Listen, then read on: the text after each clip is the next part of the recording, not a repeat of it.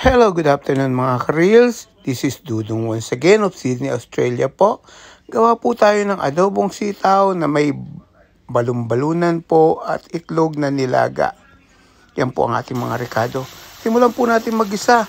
Inuna ko po yung sibuyas dahil mainit yung kawali ko bago po ang bawang para huwag masunog yung bawang. Nung medyo naluto na po, okay na, nilagyan ko na po ng toyo, nilagyan ko ng suka at nung kumulo na, nalo ko na po. Pinulog ko na po yung balon-balunan natin. Malambot na po yan dahil pinakulaan ko na po kanina. And then, haluin lang natin. At nung nahalo na, nilagyan ko na po ng pamienta. Timplahin na po natin para okay na ang lasa. At nilagyan ko din ng konting sugar po para mabalanse yung alat at saka yung asim. Nilagay ko na po yung itlog natin.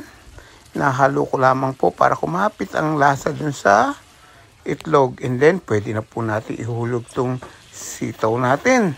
Ang bida, tinakluban ko lang po and presto, ayan na po, malapit-lapit na tayong mananghalian. Okay na po, lagyan ko po ng magic sarap pero kinarkula ko lang po dahil maalat na po yung toyo. Okay lang pong maging matabang, madaling gawa ng paraan, huwag lang pong maalat at dadaay ang sabaw nyo. Magiging nilaga po yan. Ayan na po. Yummy na po. Pati ang amoy. Yes. Panalo na po ito. And thank you for watching, guys. See ya!